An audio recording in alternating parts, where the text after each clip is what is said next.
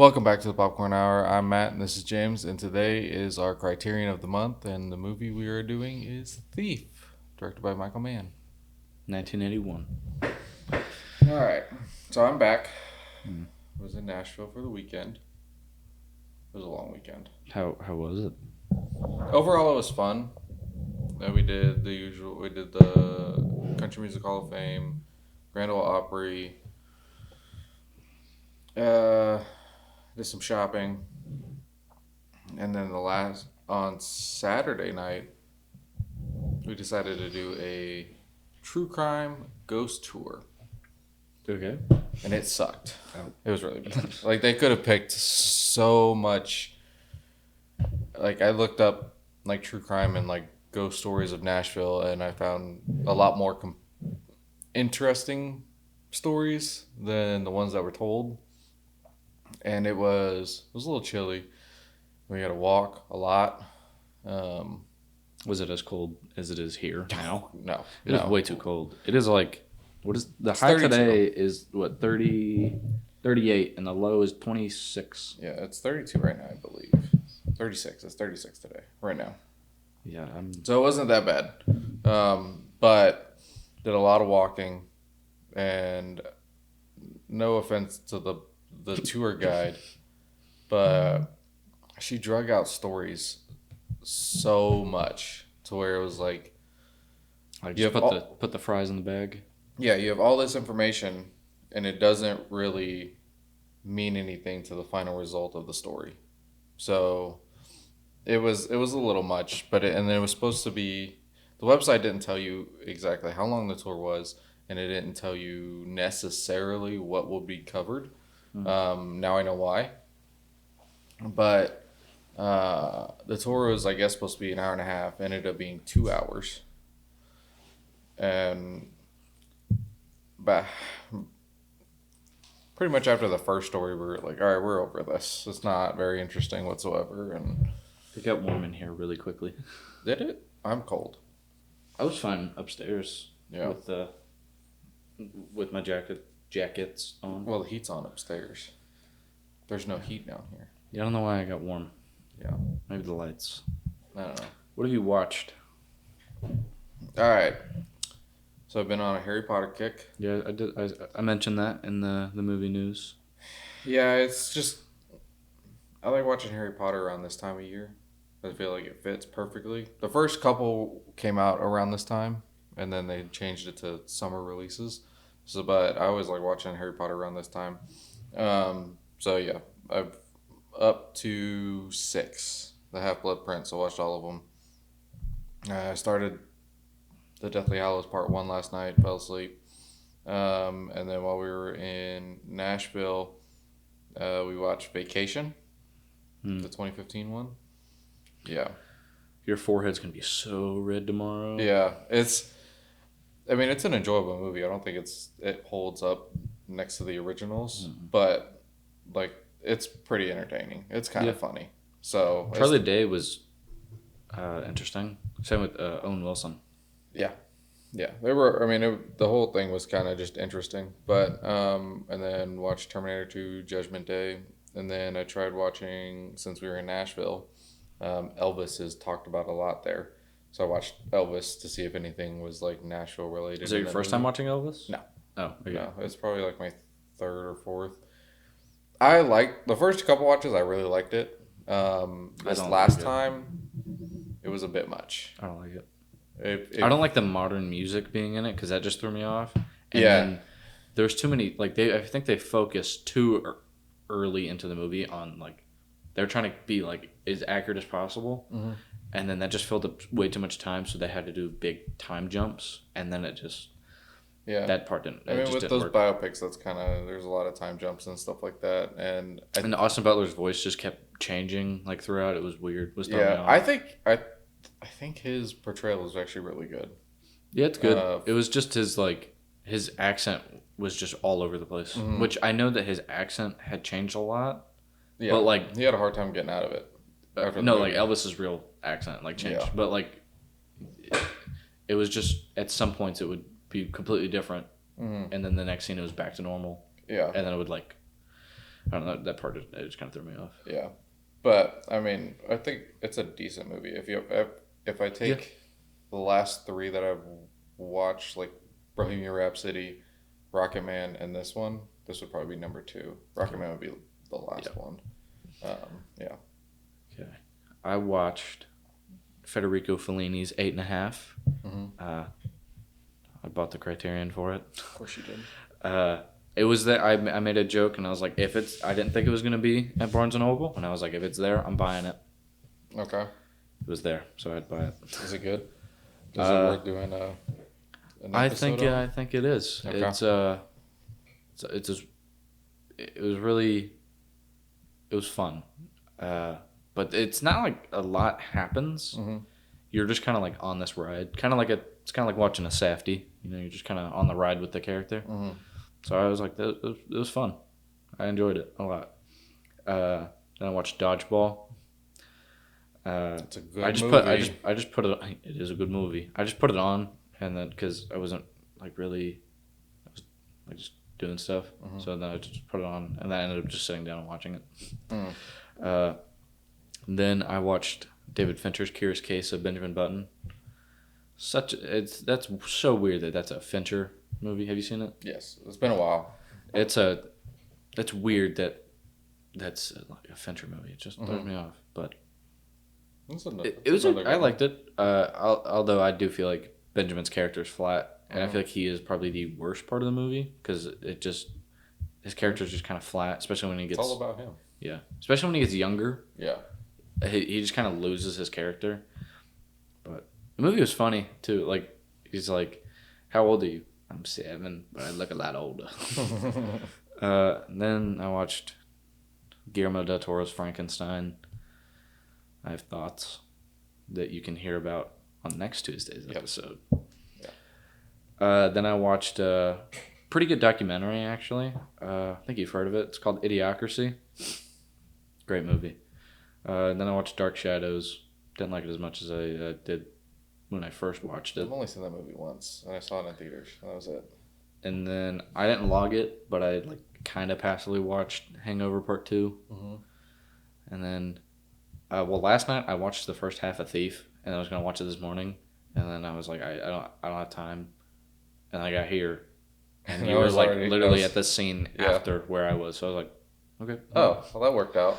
I guess I watched it. Yeah, we got a late start this morning. Jackson didn't want to go to daycare, so I probably would have had it finished by the time he came over, but I was gonna finish it, but then I ended up. You already seen staying it, though, right? Yeah. I ended up recently. Yeah, I ended up staying at the gym for longer than I thought. Okay. So then I was like, I don't have time to finish it. Yeah, I'm gonna finish the 2 Harry Potter movies tonight, probably. No, maybe not. Monday Night Raw's on tonight, so I might not.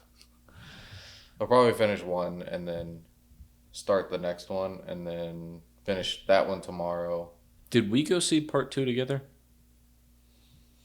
Because I remember going to watch it with Dad, but I don't remember if it came out in the summer or not. Yeah, So I think after like 3, maybe, the rest of them came out during the summer. Okay. Yeah. So we probably. Yeah. Most likely.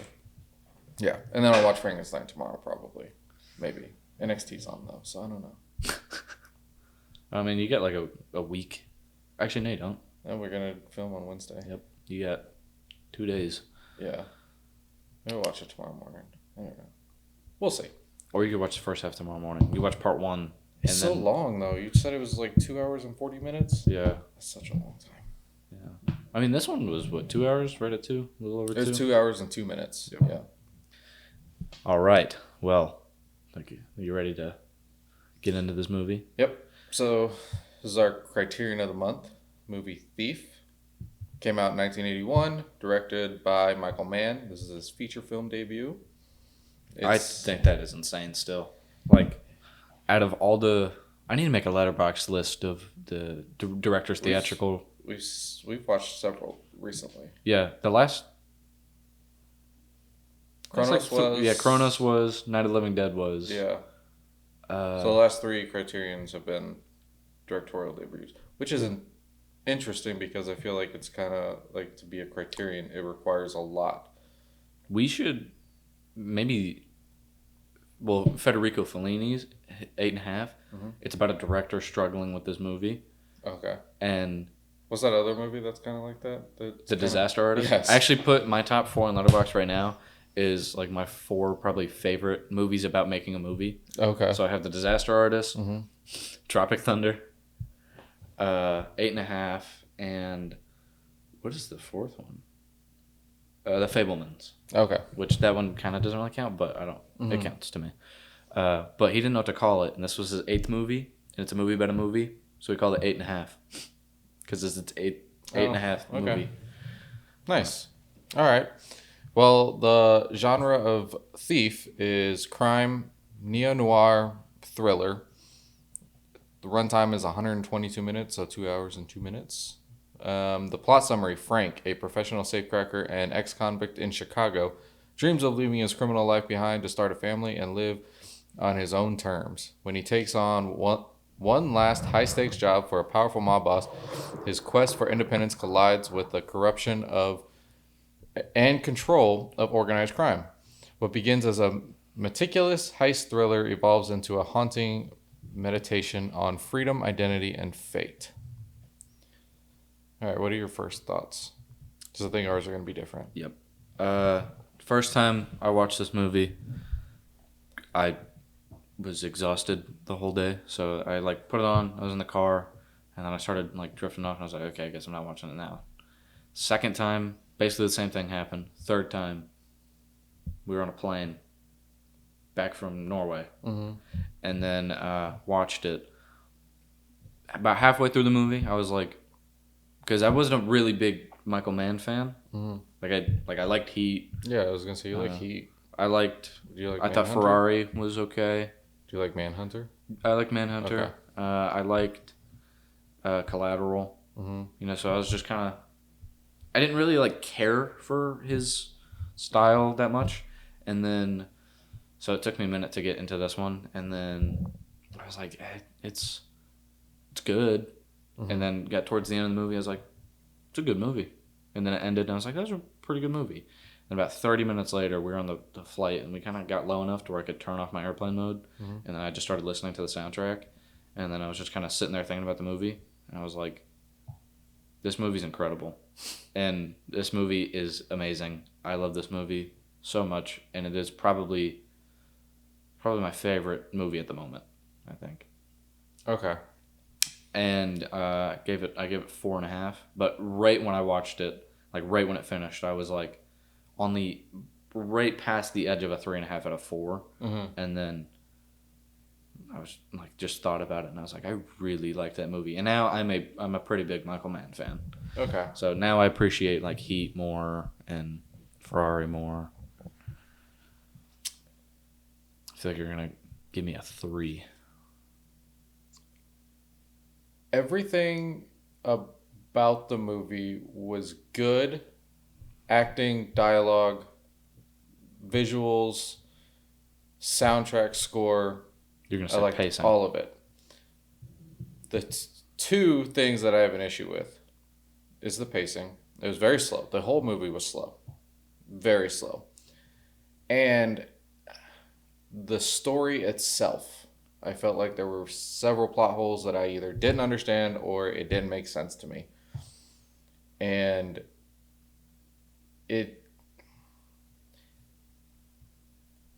as of right now, probably 20, 30 minutes removed from watching it? No way, it's been 20. Has it been 20 minutes? Probably, yeah. Yeah, because I looked at my watch at 12:26 and there was 10 minutes left.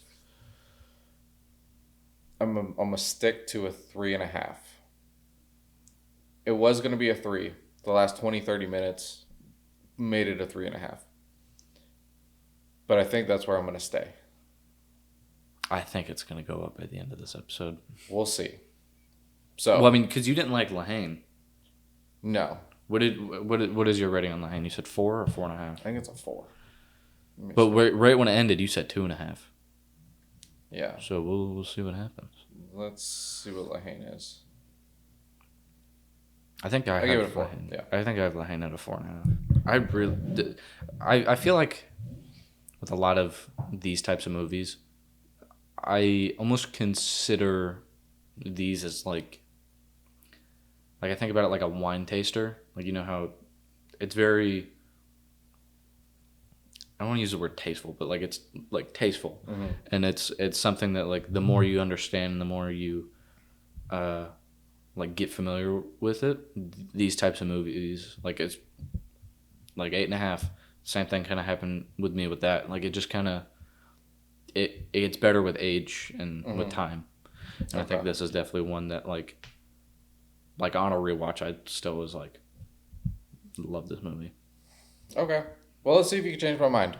So let's get into Thief. All right. So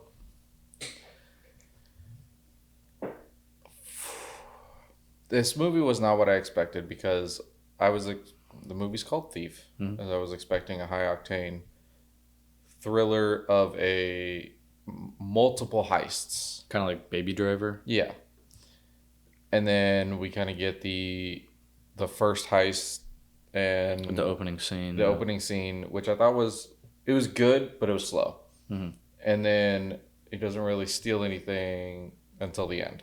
So there's 2 heists that go on. What takes me out of it thinking about it is I didn't really understand the guy that jumped out of a window and died, which is supposed to be like he's the one that's supposed to be moving the product to get the money and stuff like that. So Frank doesn't get his cut of $180,000. He goes to talk to this other guy. There's no kind of explanation of who this person is really, unless I missed it. Wants the money. I don't think I saw him actually get the money. Maybe he did. But, and then it's just, that's kind of it. And then the next and then the rest of it's like a love story. He's trying to make, get out of life of crime and be a straight earner with the used car lot, things like that, start a family. And then was this girl like somebody that he's known for a while? I think that they're trying to establish that they'd known each other. Maybe they had like tried to have a relationship prior. And then they finally kind of got their artificial window of opportunity. Yeah. And then like they're all of a sudden married, try to adopt because she can't have kids. That doesn't go over well, which I thought that scene was actually really good. The way he... it's a really good scene. Yeah, the way he really just got irritated with the fact that like he's a criminal and they're not just going to give a criminal a child to adopt. But then he kind of explains like, oh, well, you've come from like a good upbringing. I do not. So I understand what these kids will probably go through. And like, you just give us a kid. And it doesn't go over well. And then later on, they kind of end up getting one because he gets in bed with this other guy who's kind of like mob boss type. I'm okay with all of that. And then it starts to get a little bit better. It's still pretty slow and things like that, but I think up to that point, I was lost. I was lost the whole time. Okay. So that's kind of where I'm at with the whole thing. Okay. It's just it is. I think I definitely felt a little lost the first time, and then when it ended, it kind of like fully wrapped up for me. Where I was like, okay, I kind of see this whole thing, how it panned out, and I kind of understand everything that happened. Not like entirely, not like 100%, but like I got it. I got the message. I was smelling what Michael Mann was stepping in. Okay. And then he yeah, I don't know where I was going with that, but he yeah, fully just lost my train of thought. That was weird. Okay. That was weird. Okay. Yeah, I don't know where I was going with that. Okay. Well, let's talk about the stuff that we do like.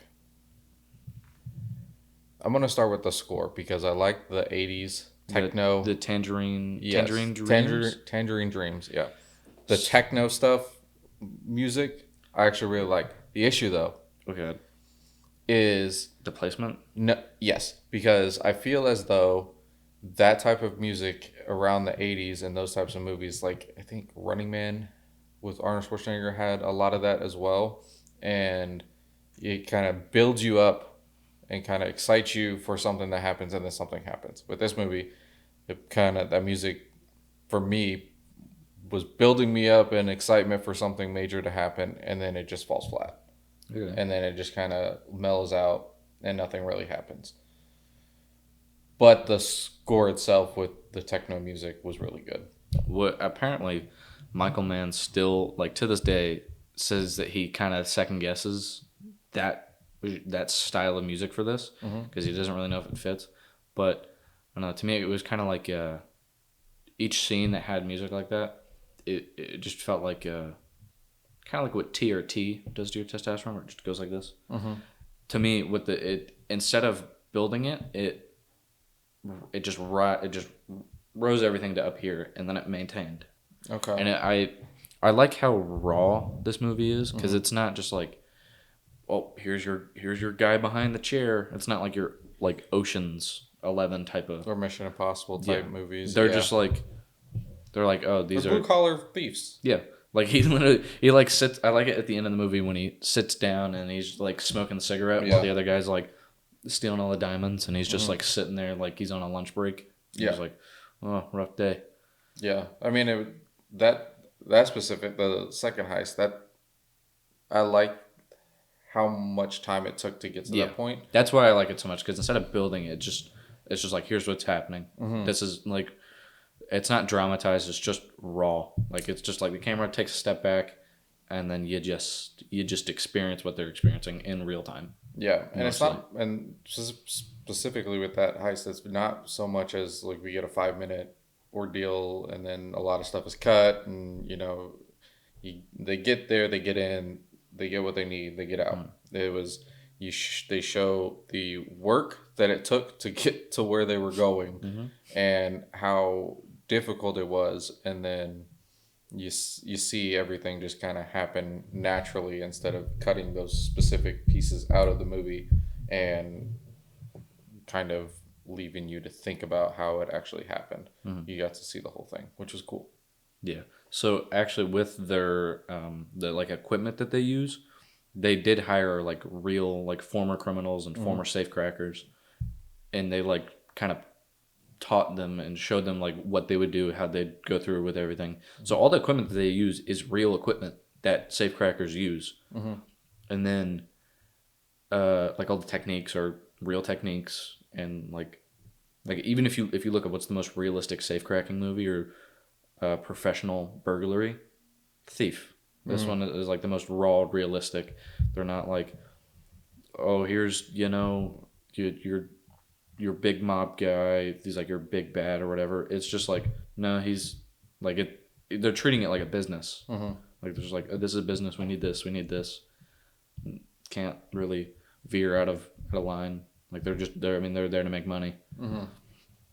Yeah. I like the casting choices for all this. James Caan is great. Yeah, he's great.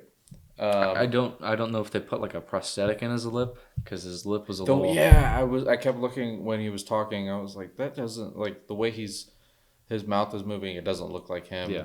I like his scar and his like how his eyebrows are all messed up. I'm assuming that's probably like heat burns. Probably occupational hazard type thing, but.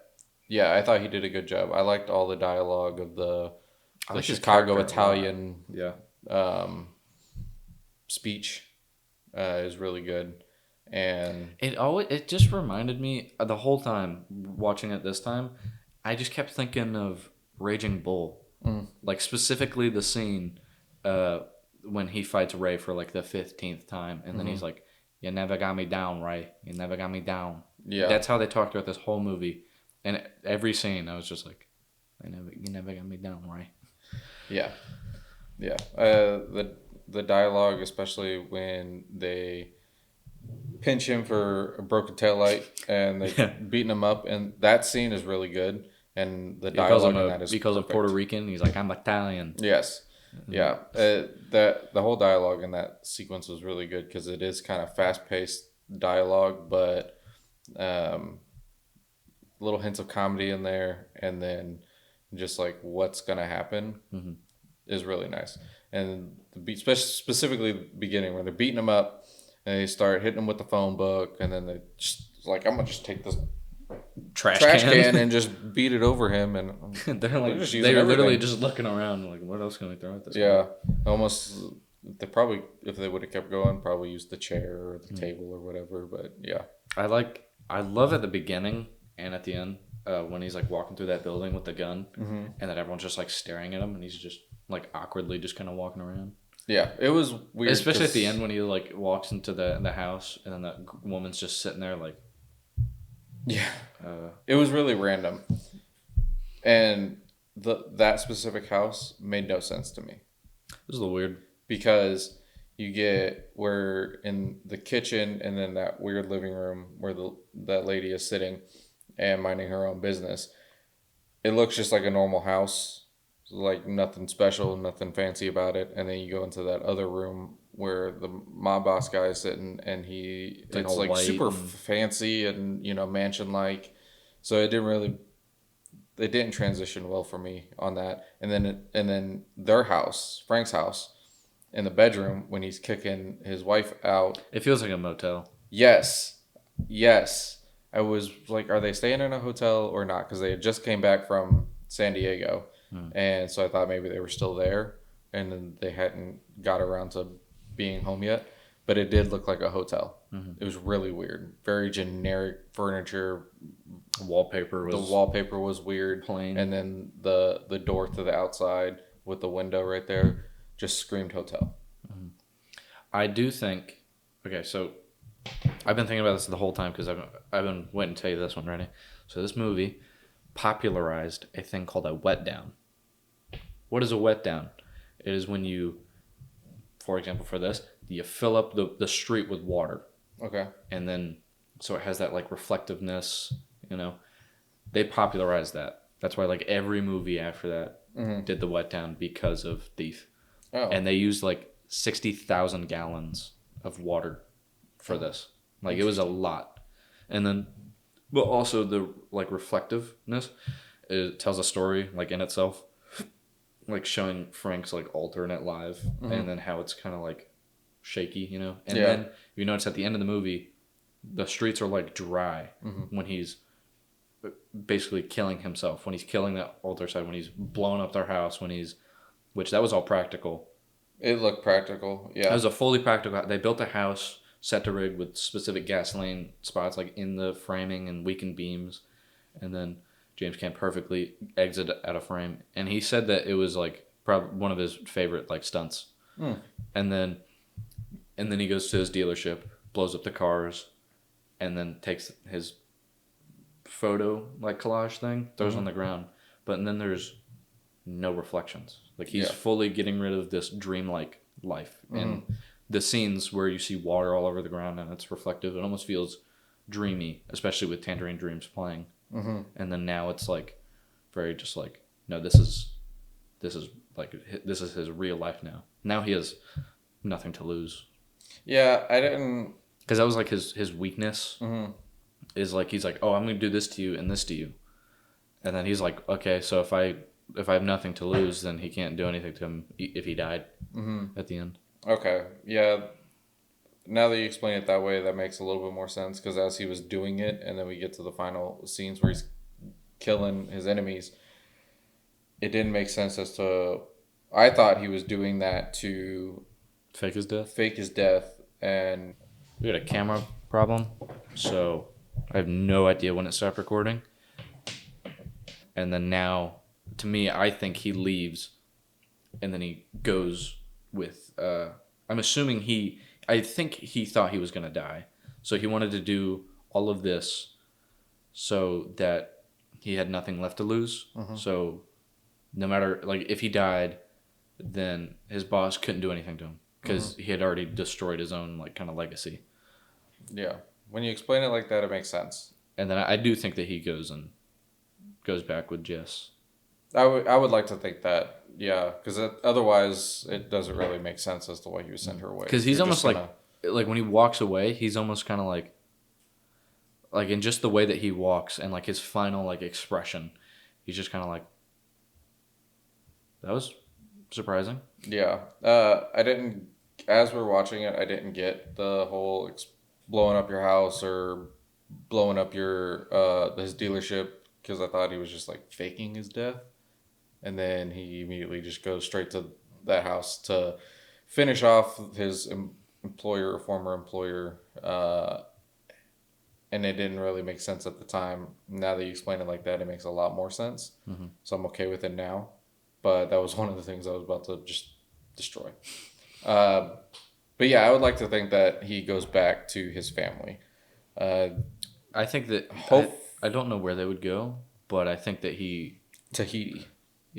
I think that he like tries to actually like build a real life and family with her and the kid. Yeah, I mean, you work so hard to get that, and then you have it, and then it just kind of it's only put on hold because of the person that was trying to control his life, but he takes care of that, so there's nothing holding him back now. There would be no reason for him not to, other than being caught and going to jail, to finish living out that life that he wanted. Have you seen Drive with Ryan Gosling? No.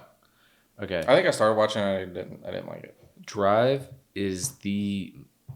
has probably stolen the most from Thief. It is literally Thief with a car, but instead of cracking safes, he's a getaway driver. Yeah. Literally the exact same thing. Okay. Like basically the same thing. But that kind of ties into what I think is crazy, how like influential this movie is. Okay, you ready for this? I'm gonna list you every like mainstream movie that has been inspired by this. Okay. Drive, To Live and Die in L.A., a lot of other Michael Mann projects like Heat. Yeah, it became like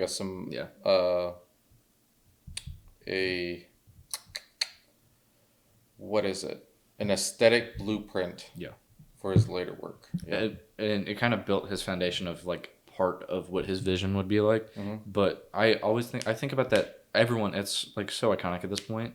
But of Michael Mann, not Michael Mann, of Val Kilmer in Heat, when he crouches down and reloads the gun, and then they show that in like training schools because that's like the most accurate depiction in a movie of that, and of reloading like a firearm in a firefight, and then this whole movie is just like that. It's just like that one little moment. You're seeing the full like thing drag out in Thief, of the cracking open the safe, getting out the equipment, the actual like robbery. But then also Miami Vice, Michael Mann project, The Driver, the Equalizer movie, John Wick. Is The Driver the one with the Rock? Yes. No. Okay. John Wick, which I can see John Wick, especially like the last scene. Yeah. The American, Only God Forgives. This one, which is probably up there with one of my favorite soundtracks, is Good Time by the Safdie brothers. This one is heavily inspired by Thief, and the soundtrack for both of these movies is just amazing. A Most Violent Year, Baby Driver, Blue Collar, another Michael Mann, Manhunter, Den of Thieves, Wrath of Man, The Place Beyond the Pines. Oh, okay. Thief, a 2022 short film.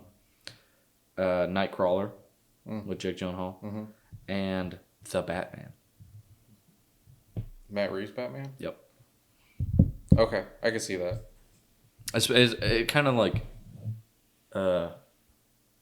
relifted like the neo-noir type of style. Revised it, I guess, with a new vision, and then it just kind of stuck. Yeah. With this one. That would.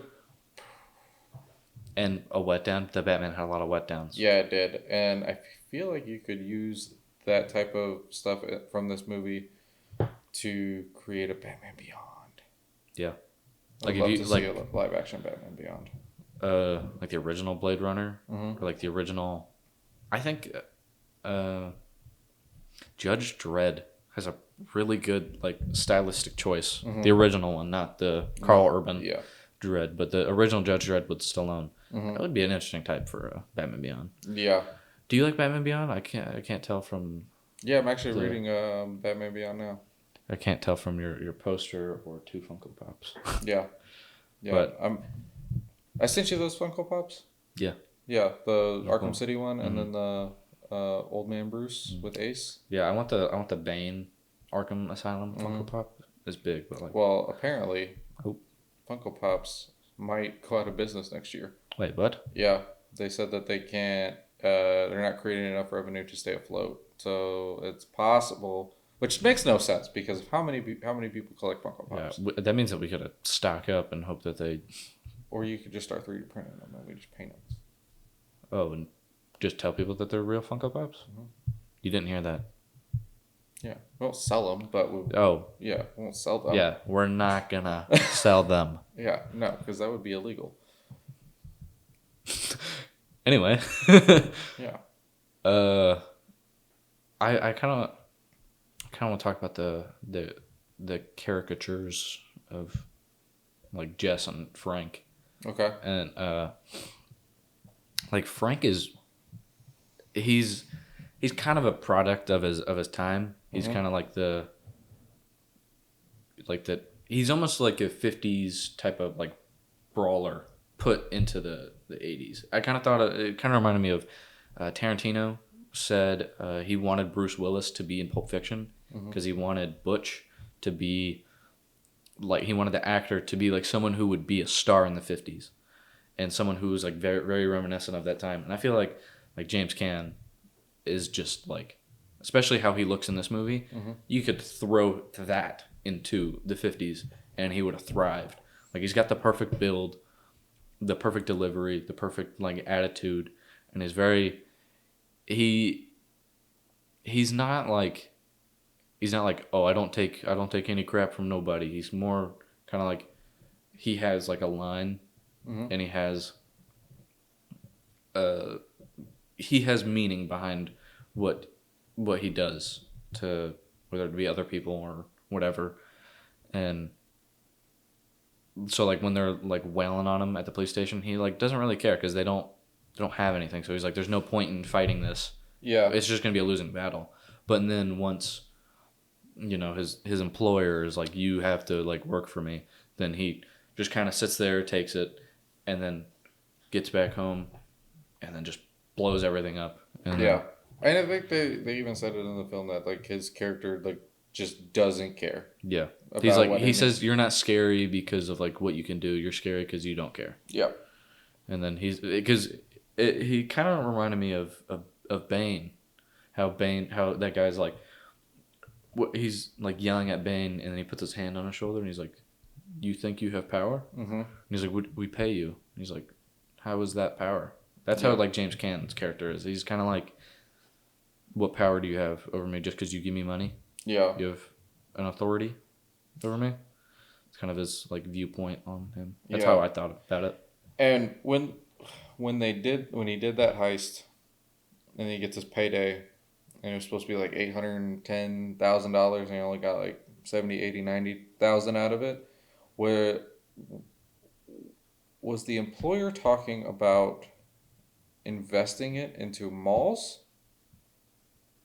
or like he just keeps the rest of his cut? I think he was trying to say that he's investing in him. Okay. He's like, I'm keeping you for the long haul. Okay. Because like he was talking about papers being sent to the house to look over and things like that, and you have equity in him, but it almost, I needed a little bit more explanation as to what he was doing, because what I got from it was he was taking the rest of his cut to invest it into other things that he wanted to make money off of, and just leave him with that, but then kind of give him equity, or he gets he wants him to keep doing jobs so that he could make a little bit of money, but also pretty much kind of have the employer make the bulk of it and keep it for himself. It's kind of like he's just stringing him along, like he's giving him not his full cut, but he's maybe giving him a little bit more, just so he keeps him around for the long haul. So he's just kind of like, so he thinks he has longevity when he's really just using him. And then at the end of the movie, when he's like saying, "I'm gonna use you till you're burnt out, you're beat up and dead," that's when he like basically is like, "Oh no, I'm just using you at this point." Yeah. And he's like calling him an idiot, and he's like, "You can't do anything. Like, what are you gonna do? I'll take your businesses. I'll take your family." And then he says a few nice words about what's gonna happen to his wife. Yes. And then, he's like, "You have nothing over me." So then he's like, "Okay, I'll just blow it up myself." True. Yeah.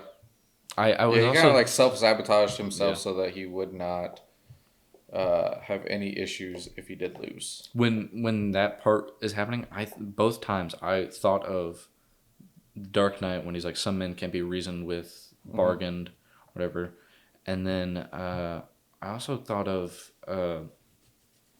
at Fight Club when the narrator and Tyler are on the bus, and then they see like it's like a Calvin Klein ad or like an underwear ad, and then they're like, "That's what a man is supposed to look like," and then he's like, self improvement is masturbation, self destruction," and then I don't know why I thought of that, because he's just literally killing himself, basically killing his life, his dream Tangerine Dream life. Visually, everything looks really good except for when people get shot. It did look a little weird. I do like how the blood looks. I like the visualization of that. It looked like paint. I liked how it... it was very bright, but it looked like paint. I liked how it was very thick. Leaky. It was very drippy. Yeah. Like, it was a lot more realistic. Maybe it was too thick and too bright. Yeah, it was too thick and too bright, which made but it I think just that look like paint. the brightness of it just kind of like added to the tone of the movie, because I think if it was darker, it wouldn't have the same amount of contrast. Yeah. That's why, for example, your shelf pops, because it's black, and then you have like dark muted tones, and then you have like bright reds, and it just kind of pops out more. There's more of a contrast with it. Yeah, I'm okay with it. I was just saying it didn't look great. No, it looked a little weird, but I mean, it didn't look as textbook bad as like Kill Bill when Beatrice Kiddo, spoiler, Beatrice Kiddo, like cuts off the crazy 88 guy's head, and it's just spewing blood. Yeah. Which apparently Kill Bill, the whole bloody affair, is being re-released in theaters. We gotta go see that. Have you seen Kill Bill? Yes. Yes. All right. Let me give you some behind the scenes stories. Okay. So we've already talked about some man consulted with real thieves and ex-police officers to ensure procedural accuracy. The safe-cracking techniques and equipment used on screen were authentic to professional burglars. James Caan spent time with real ex-cons to understand prison psychology. He often said Thief gave him his most emotionally complete performance, which I haven't really seen a whole lot from James Caan. Maybe when I was explaining right off the bat, this movie Elf. And then Elf. When I was explaining this movie to Dad, I said that this was a prequel to Elf. But I think he says that because back to like the reflections, it meant it was supposed to show the character's like displacement with like reality and kind of his own life, and how he doesn't even fit in with himself. Yeah, but also like the like when he's talking with his wife and stuff like that, even before, like when they're in their coffee shop, it was very emotionally driven and very. I like that scene a lot. Yeah, it was really good. It was really good.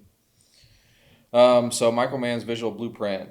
Thief established Mann's signature blend of stylized urban realism and emotional detachment, which we've already talked about. The film's visual and thematic DNA can be traced through everything that you said earlier. Tangerine Dream's unusual process. Now this makes a lot more sense as to the placement of the score. So They composed the score based only on script and storyboards before seeing the final cut. Mann later adjusted editing rhythms to match their music, not the other way around. So it kind of makes sense as to why some of the music is like out of place. Yes. Yeah, because it is definitely just to build. Yes. It's not meant to like add to it. It's meant to build up this world and how in your head how you think it looks. Yeah. Yes. All right. Some fun facts for you. Mm-hmm. Let's see if you've known all of these. Oh God, I feel like I'm going to do terrible at this. Thief was shot entirely on location in Chicago, often at night using available light. Mm-hmm. Did you already know that? Okay. The film inspired Michael Mann's visual approach for Miami Vice. You already know that because you already said it. And then... Passed before we even started the quiz. I know. Yeah. Mann's meticulous attention to detail extended to the safe interiors, fully functional sets built for the film. It's pretty cool. I also found out the other day, did you know that Batman 1989, like they built a full like 6-city block thing. Dude, those paintings that they use for like the establishing shots. Yes. Very good. Very good. All right. Some questions for you. Oh God. Is Thief a crime thriller or a character study of obsession and alienation? I think it's a character study because to me this movie is a lot like Raging Bull, or 8.5. It's a character study with themes of like if it's 8.5 like filmmaking with themes of like this, thievery, burglary, Raging Bull. It's got themes of boxing with, those are probably the best. Options I could name out. Yeah. What role does the urban landscape play as a character in the film? I do like how that was phrased because the city itself is a character, and it almost feels like how Taxi Driver is he's so lonely, but that was told because he's sitting in a cab and he's just watching everyone's life and he's just stuck and he can't really connect with anyone. And this is kind of like the opposite. He's always walking around the city, but he's always isolated. There's no one really around him, or it's really far away and the camera's just zoomed in and you're like following him because it's almost like he's like hidden and he's alienated. And I feel like that just adds to it. And it overall just like builds this tone of like this almost dystopian type of world. Yeah. It almost feels like. Okay. Compare Michael Mann's portrayal of professional criminals here in Thief with his later work with... Did I say Heat? No. Thief? Yeah. I said Thief? Okay. With his later work with Heat or Collateral. I feel like this one's more raw and isolated, especially with Frank's character. But Heat is more of like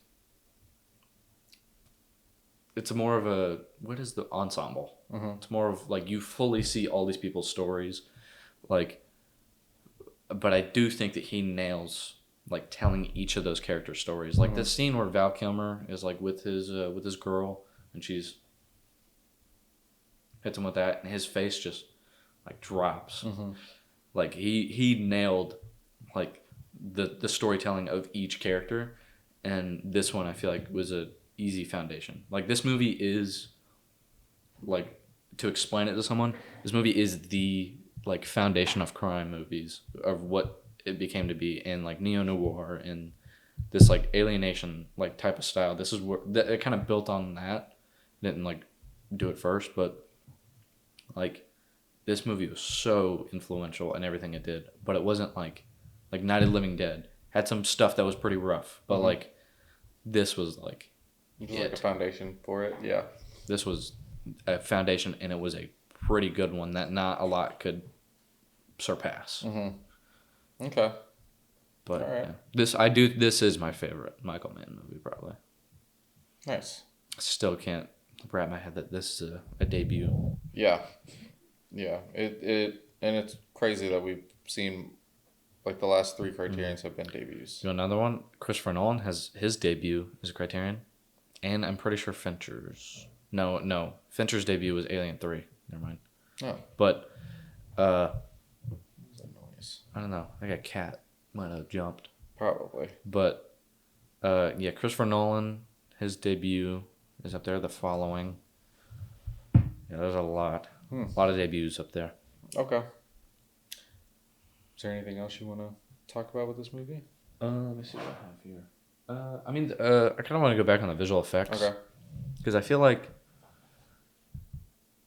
there's like one that really stands out. It's when the guy, Frank's friend, gets shot when he's like jumping, and then he has that like skin flap. Yeah. I thought that looked pretty good, considering. It was weird. Yeah, I mean it was a little off. I think they all died really dramatically, yes. Which is probably the only thing that like is a little off from me. But I don't know. It kind of reminded me of how like people died in Taxi Driver. Yeah. Okay. So yeah, I did think that some of the deaths were a little dramatic. what's your favorite shot of this movie, if you have one? I like that opening scene a lot. Like that opening scene is pretty good cold open. But I do love that like the boom shot at the very end when he's walking away. I like that one. Yeah. Yeah, when I'm thinking about like the ending, that one is like what I think about. I also like the point of view of Frank after he gets knocked out and the oh yeah, and when Leo is just like standing over him. Yeah, I like that one a lot. I think that's probably my favorite. I do like how they don't care what obstructs the camera. Like when they're in the hospital. Yeah, and then the IV is just like in the frame. Yeah, they're just like Michael Mann's just kind of like, I don't care. What's there is there. More real. Yeah, like what's there is there. It's very raw. Yeah. I gotta talk about that soundtrack again. I just love the soundtrack. I will be listening to it when I leave here. Okay. It's pretty good. Yeah. I will say, it does hit a little different if you're driving near a city, and the rain had a wet down. Especially if it's like only illuminated by streetlights and not like really like city buildings. Yeah. Or like signs or whatever. Then it's like it's pretty good. Maybe I kind of wish I would have known that to kind of get that feel for it, because in Nashville, one on Friday night, it was pouring rain hard. It was wet everywhere. That's why I on the way back from Norway when we were driving through Atlanta. Oh yeah. I was like, this is a good one. And then I also the last trip that we went on, I listened to the Good Time soundtrack. Oh yeah. On the way back. I was like, this is a good one. You listen to a lot of soundtracks. Yeah. I don't even know what was it? I think I listened to 8.5 yesterday. Yeah. No soundtrack. I've listened to. Actually, no. I listened to Never Back Down soundtrack today. But where would this stand for you and Michael Mann? And has your rating gone up? It hasn't gone up. No, it's gonna stay at 3.5. I haven't really seen too much of Michael Mann, so I've seen Heat. I like Heat better. Really? Yeah. Okay. You know, I liked Heat, but it just didn't really stick with me. I definitely need to rewatch it because it's been a while. Well, I mean, we're gonna get Heat 2, so we'll do that at some point. But yeah, is there anything else?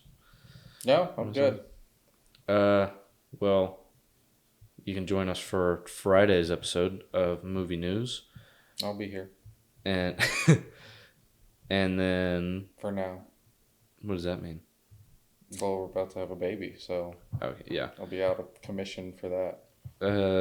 And then you can see all of our other social media stuff at the top of the description.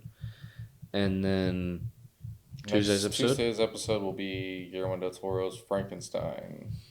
That'll be an interesting. I have thoughts. I feel like you will like it more than I did. Maybe. We'll see. But yeah. You're going away. It's not what it's supposed to be. It can't be this way. Don't you understand? I don't know. That was the only one I could pull up that fast. But ciao.